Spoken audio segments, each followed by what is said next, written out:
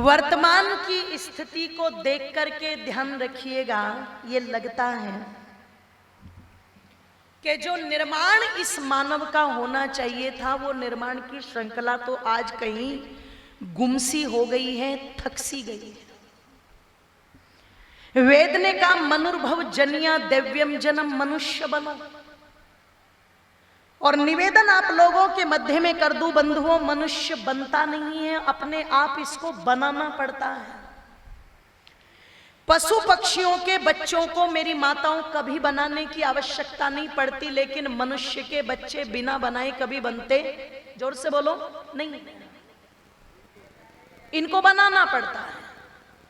और बनाने के लिए 3 गुरु होते हैं, मातृवान, पितृवान, आचार्यवान पुरुषो वेदा। मां, पिता, आचार्य, ये 3 गुरु मिलकर के मनुष्य बनाने का काम करते हैं। एक समय में अगर आप अपने प्राचीन इतिहास को उठा करके देखेंगे तो जिस रामचंद्र जी की आज पूरी संसार पूजा करता है, वो रामचंद्र जी अपने आप नहीं बने, उनको बनाने के लिए माता कौशल्या ने तप किया था।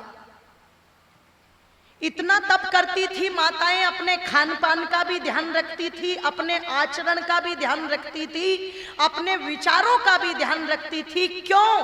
क्योंकि जब कोई विवाह के समय गृहस्थ में प्रवेश करता है और सप्तपदी के वचनों को भरा जाता है, तो सप्तपदी के वचनों में मुख्य वचन है कि आज हम दोनों के दोनों मित्र की भांति इस गृहस्थ आश्रम में क्यों चल रहे हैं? क्योंकि हमें संसार को उत्तम संतान, जोर से बोलो, देनी है। और जो माता पिता उत्तम संतान समाज को दे पाते हैं, वो पुण्य के अधिकारी है।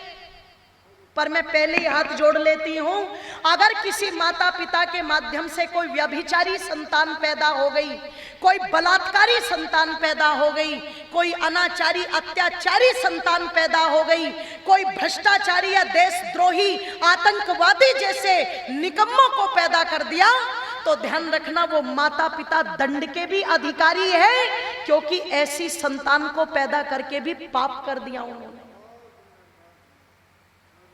इसलिए कभी शकुंतला के इतिहास को पढ़ना, जब राजा दुष्यंत ने शकुंतला को पहचानने से इनकार कर दिया था। मैं नहीं जानता तुम्हें, तुम कौन हो, और जिसका तुम बच्चा लेकर के आई और तुम कह रही हो कि ये मेरा बालक है, मैं नहीं जानता। जब मैं तुम्हें नहीं जानता तो मैं इसे अपना बालक कैसे मान लूं? आज कोई होती तो 2 ही चीजें करती, या तो डूब करके मर जाती या केस कर देती। पर शकुंतला ना तो डूब करके मरी और ना कोई वितंडावाद खड़ा किया। उसने कहा कोई बात नहीं महाराज, नहीं जानते तो कोई बात नहीं, तुम्हें क्या लगता है, मैंने इस संतान को जन्म दे दिया और मैं कमजोर पड़ गई? बिल्कुल मत मानना। अगर कोई व्यक्ति प्यासे स्थान पर एक बावड़ी बनवा दे तो उसे बहुत पुण्य मिलता है, पर 100 बावड़ियों से ज्यादा पुण्य उस व्यक्ति को मिलता है जो एक कुआं खुदवा देता है। और 100 कुएं खुदवाने का पुण्य जिस व्यक्ति को मिलता है ना, किसी ने 100 कुएं खुदवा दिए हो, और जितना पुण्य 100 कुएं खुदवाने वाले को मिलेगा, उतना पुण्य एक यज्ञ करने वाले व्यक्ति को मिलता है। और महाराज सुनो, अगर किसी व्यक्ति ने 1000 बड़े बड़े यज्ञों को किया हो, तो जो पुण्य 1000 यज्ञों के करने पर मिलता है, वो पुण्य एक मां को उत्तम संतान पैदा करने पर मिलता है। किसी शूकर कुकर को जन्म नहीं दिया, एक वीर योद्धा को जन्म दिया है जो शेरों के बच्चों से खेलता है। और शेरों को पैदा करके शेरनियां घबराया नहीं करती, वो कमजोर नहीं पड़ा करती, वो तो जंगल में निर्भय होकर के विचरण करती है जब किसी शेर औलाद जन्म दे देती है। वो आप सोचो जरा, ये मेरे देश का निर्माण था माताओं का।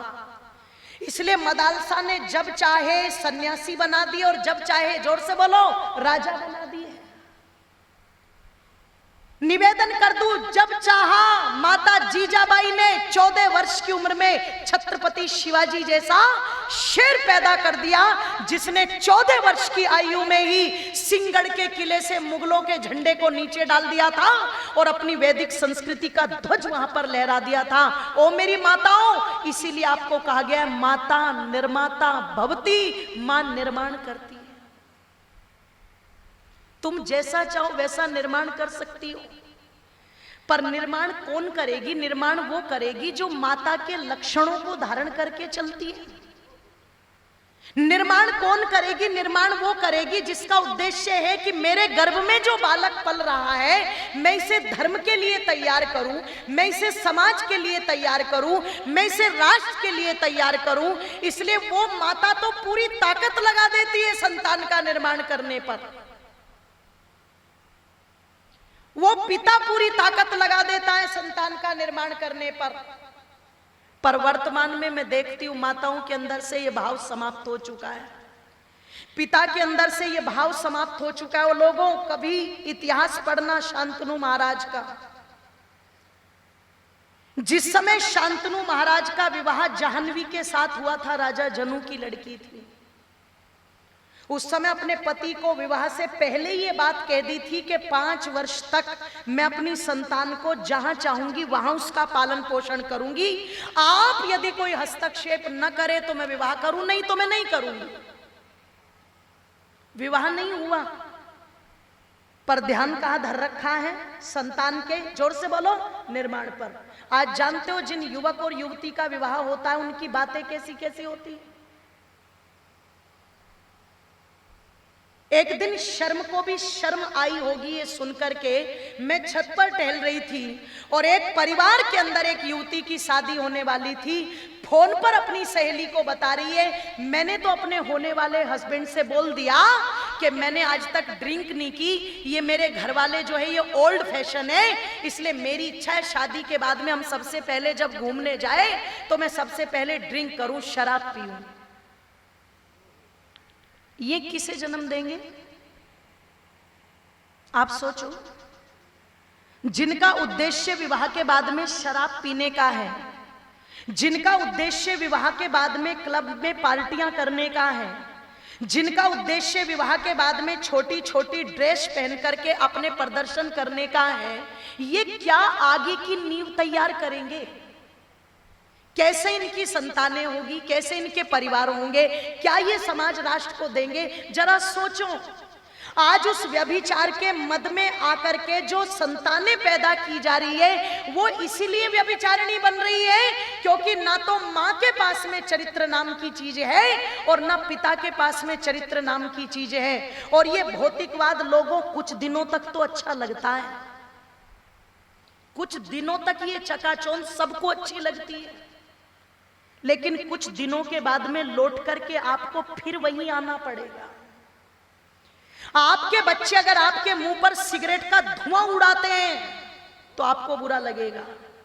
आपकी बेटी आपके सामने छोटे छोटे कपड़े पहन के शराब पी के धूत होके आएगी तो आपको बुरा लगेगा। उस समय फिर आदमी भौतिकवाद नहीं देखता, उस समय फिर आदमी देखता है कहां खो गई हमारी वो संस्कृति जो कभी हमारे अंदर हुआ करती थी कि माँ बाप अगर सामने हैं तो बच्चे माँ बाप को देख करके सीधे हो जाते थे, डरते थे।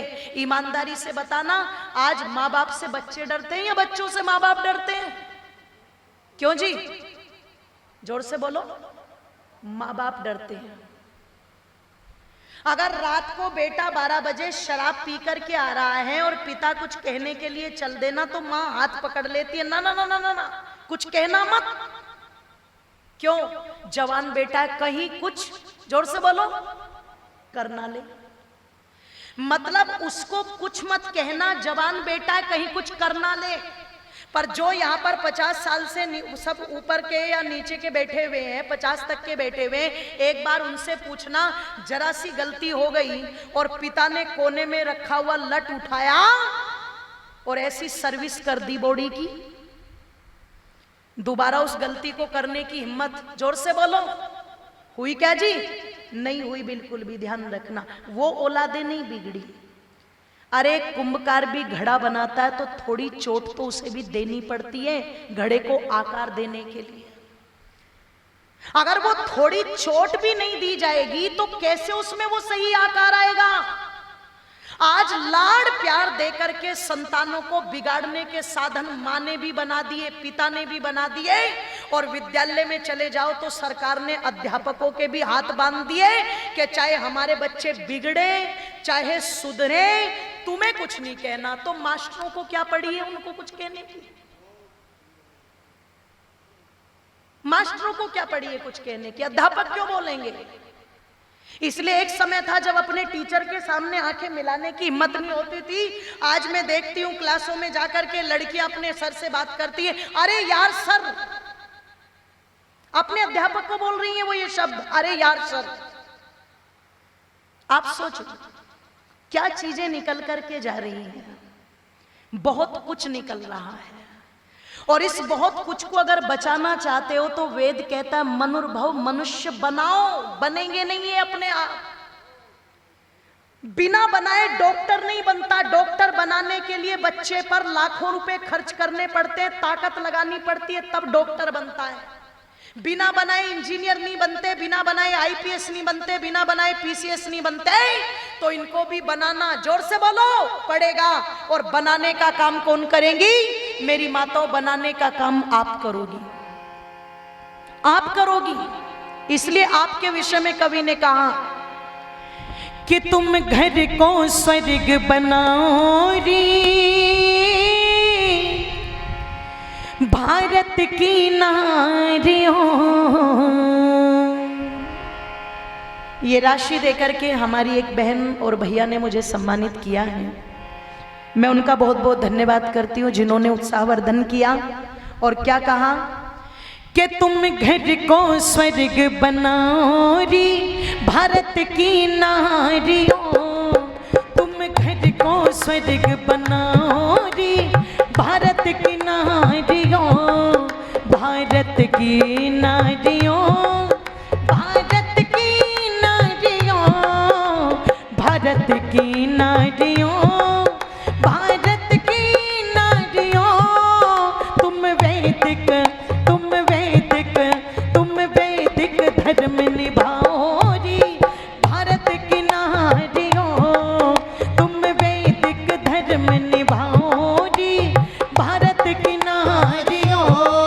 तुम घर को स्वर्ग बनाओ री, भारत की नारियों।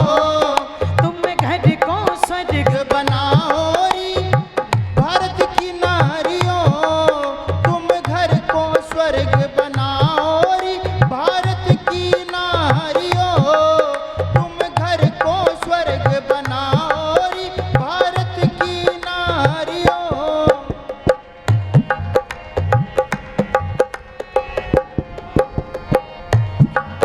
तुम राम भरत की माता, अब जागो भाग्य विधाता।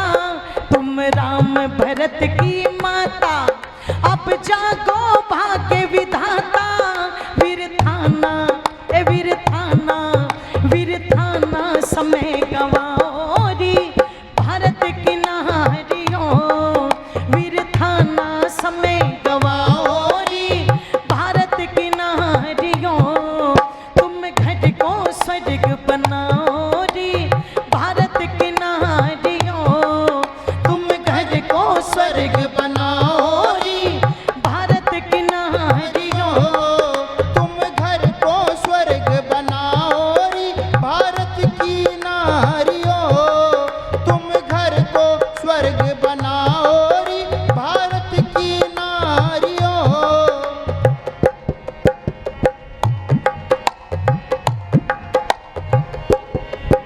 अर्जुन तुमने ही पाला, जो था बलवान निराला। अर्जुन तुमने ही पाला, जो था बलवान निराला। अर्जुन तुमने ही पाला, जो था बलवान निराला। अभिमन्यु, अभिमन्यु, अभिमन्यु गोद खिलाओ री, भारत की नारियों। अभिमन्यु गोद खिलाओ री,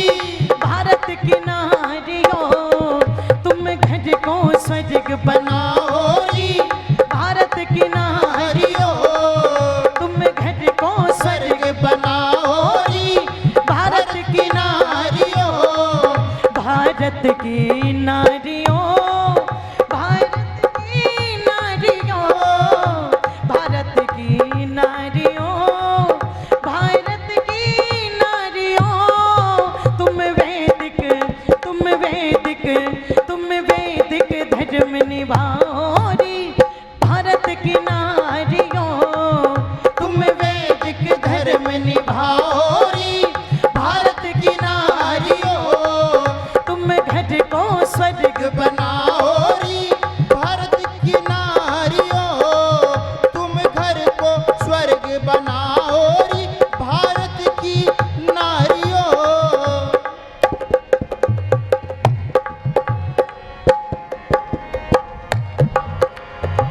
समादरणीय श्रद्धे आदरणीय श्री ब्रह्मानंद जी, मुझे आज ही पता लगा कि जो इसी गांव से हैं, धतीर से, और भरतपुर में कुछ समय पहले मुझे मिले थे। आप भी और आपके साथ में हमारे और भी आर्य सज्जन ये राशि देकर के मुझे सम्मानित कर रहे हैं, मैं उनका धन्यवाद करती हूँ, बहुत बहुत धन्यवाद। निवेदन कर रही थी मेरी माताओं, बहुत बड़ी शक्ति और सामर्थ्य माताओं आपकी है निर्माण में, और वो इसलिए भी महत्वपूर्ण है कि 9 मास तक बालक को सत्संग कराने का गर्भ में सानिध्य एक पिता का नहीं है, किसका है? एक माँ का है। और कहते हैं बालक जब माँ के गर्भ में रहता है तो माँ की प्रत्येक क्रिया का, छोटी छोटी क्रिया का प्रभाव बालक पर आता है। अगर माँ का बीपी तेज हो जाए, हाई हो जाए, तुरंत बच्चे का बीपी हाई हो जाता है। अगर माँ का बीपी लो हो जाए तो तुरंत बच्चे का बीपी, बोलो, लो हो जाता है। सीधा सीधा हर प्रक्रिया का। माँ जो खाती है वो बच्चे तक पहुंच रहा है, माँ जो सोचती है वो बच्चे तक पहुंच रहा है, माँ जो देखती है वो बच्चे तक, जोर से बोलो, सीधा सीधा पहुंच रहा है। अगर सीधा सीधा पहुंच रहा है तो माताओं का गर्भ अवस्था में खान पान कैसा होना चाहिए? जोर से बोलो, शुद्ध। पर माताएं क्या खा रही है? Chowmein, burger, pizza. बोले मेरा तो गोलगप्पे खाने का मन है आज, कुछ चटपटा तीखा सा। और जब ये तीखी तीखी चीजें खाओगी तो फिर दुर्वासा ऋषि पैदा होंगे कि नहीं होंगे? वो है ना, वो क्रोधी बच्चे ही पैदा होंगे जो जरा जरा सी बात पर धरती पर लेटे रहते हैं। मैंने पूछा ये क्यों लेटा हुआ है? अरे बोले ये नाराज हो गया। छोटे से बच्चे को नाराज होने का पता कहां से लग गया? छोटे से बच्चे को गुस्सा करने का पता कहां से लग गया? इसका मतलब माता के खान पान में गड़बड़ थी। अगर माँ अच्छी पुस्तकों को पढ़े, अच्छे चित्रों को देखे, तो चित्रों को देख करके बालक का चरित्र बनता है। अगर वो राम के चित्र को देखेगी, कृष्ण के चित्र को देखेगी, हनुमान जी के चित्र को देखेगी, अर्जुन के चित्र को देखेगी, महर्षि दयानंद के चित्र को देखेगी, सुभाष चंद्र बोस के चित्र को देखेगी, तो बच्चे के चरित्र में भी वही प्रेरणा आएगी। पर रामचंद्र जी के चित्र तो हटा दिए कमरे से, कृष्ण जी के चित्र तो हटा दिए कमरे से। कमरे में एक बड़ी सी एलसीडी लगी हुई है और एलसीडी पर सलमान खान के ठुमके चल रहे हैं और ये खूब आराम से बेड पर लेट करके उन ठुमकों को देख रही है। ईमानदारी से बताओ, 9 महीने के बाद जो पैदा होगा वो देशभक्त पैदा होगा या नचकैया पैदा होगा? क्यों माताओं? वो नचकैया पैदा होगा। नाचने वालों की फौज बढ़ा रखी है आज, नचकैयों की फौज बढ़ा रखी है आज। और ध्यान रखिएगा, अगर ये फौज बढ़ रही है इस प्रकार के निकम्मे निठल्लों की, तो मेरी माताओं कमजोरी आपकी है। और अगर आप थोड़ा सा अपने चिंतन और मंथन में सुधार कर लो तो फिर तुमसे बड़ी कोई ताकत नहीं है। तुम जैसी चाहे वैसी संतान का निर्माण कर सकती हो। इसलिए तुम्हें सावधान करते हुए कवि क्या कह रहा है कि ऋषियों की भूमि भारत हो चुका है बिल्कुल गायरत। ऋषियों की भूमि भारत हो चुका है बिल्कुल गायरत। इसे फिर से, हाँ इसे फिर से, हाँ इसे फिर से ऊंचा उठाओ रे भारत की नारियों। इसे फिर से ऊंचा उठाओ रे भारत की नारियों, तुम घर को स्वर्ग बनाओ रे भारत की नारियों। तुम घर को स्वर्ग बनाओ रे भारत की नारियों। भारत की नारियों, की नारियों, भारत की नारियों, तुम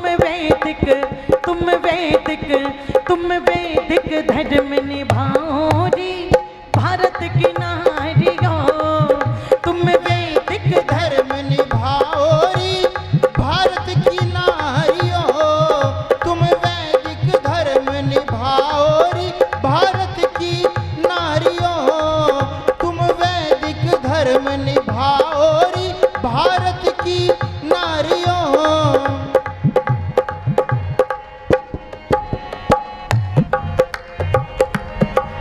मत पाखंड में फंस जाना, मत फूबड़पन दिखलाना, मत पाखंड में फंस जाना, मत फूबड़पन दिखलाना, तुम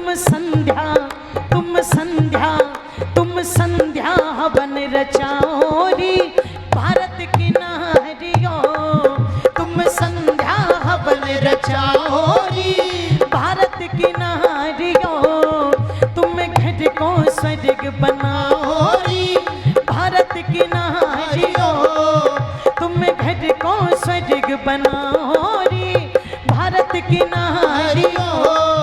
तुम घर को स्वर्ग बनाओ रे, भारत की नारियों, तुम घर को स्वर्ग बनाओ रे, भारत की नारियों, तुम घर को स्वर्ग बनाओ रे, भारत की नारियों।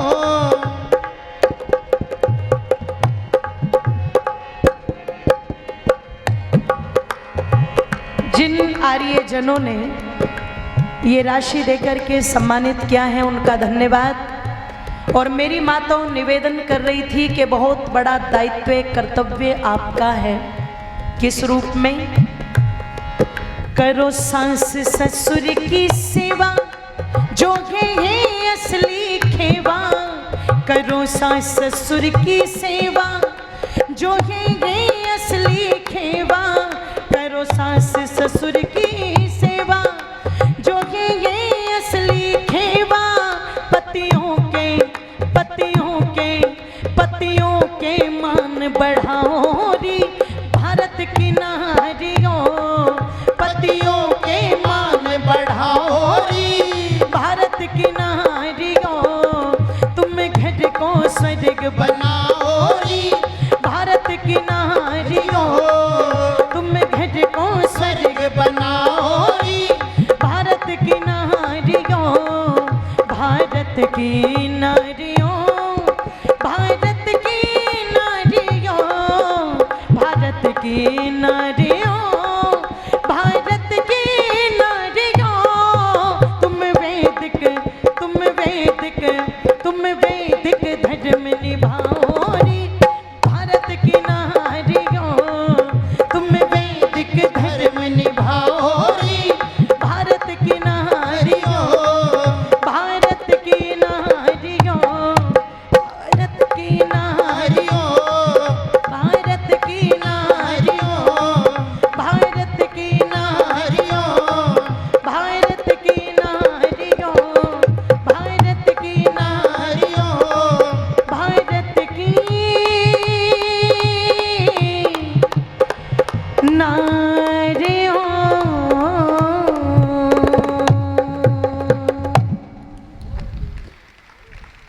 तुम घर को स्वर्ग बनाओ री, भारत की नारियों। मेरी माताओं, आप थोड़ा सा परिवर्तन अगर करो, और थोड़े से परिवर्तन में भी कितना परिवर्तन करना है कि आज मेरी माताएं जिस अंधविश्वास के साथ चल रही हैं, ये न तो आपके हित में है, न आपके परिवार के हित में है, न आपके बच्चों के हित में है, और न समाज के हित में है। अविद्या हमेशा समाज के लिए दुखों का कारण बनती है। ध्यान रखना, ये दुखों की जननी होती है। इसलिए अविद्या के घेरे में बंद करके, अविद्या क्या है? छोटे से बालक को दूध पिलाती हुई कहती है दूध पी ले वरना भूत आ जाएगा।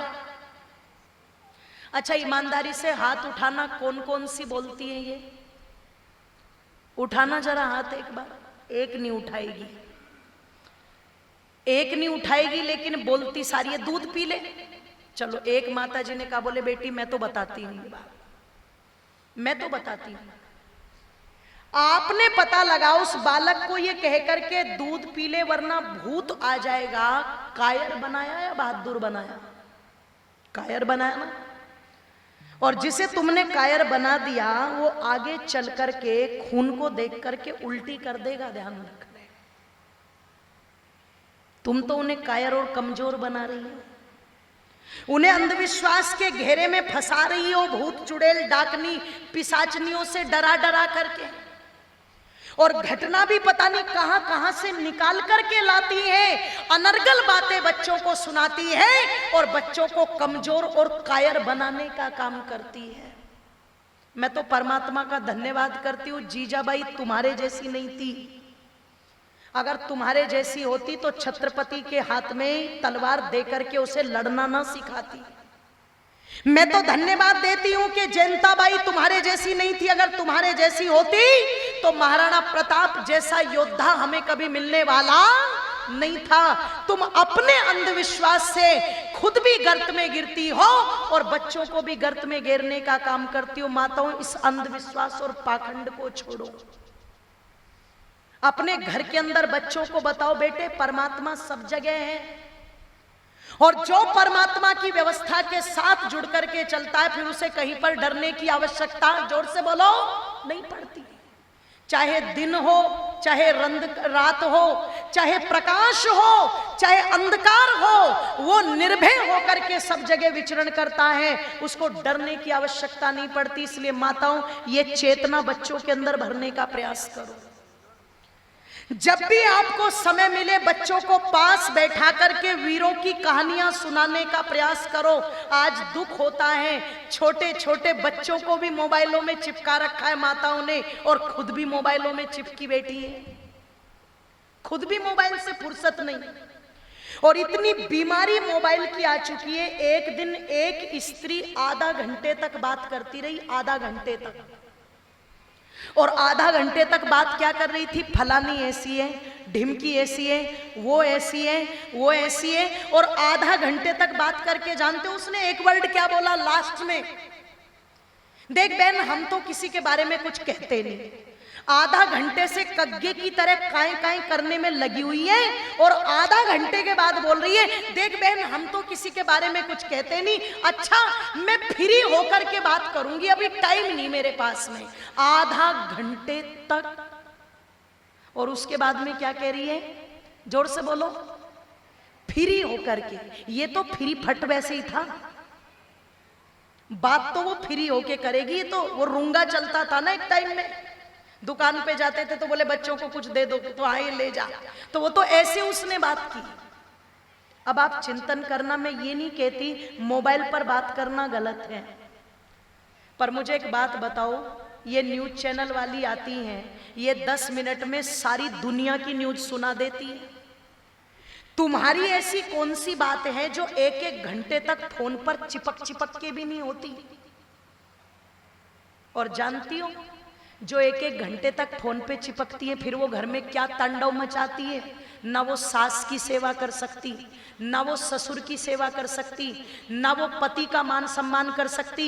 आप कहोगे हमारे फोन से सास ससुर और पति का क्या लेना देना है? बिल्कुल है लेना देना।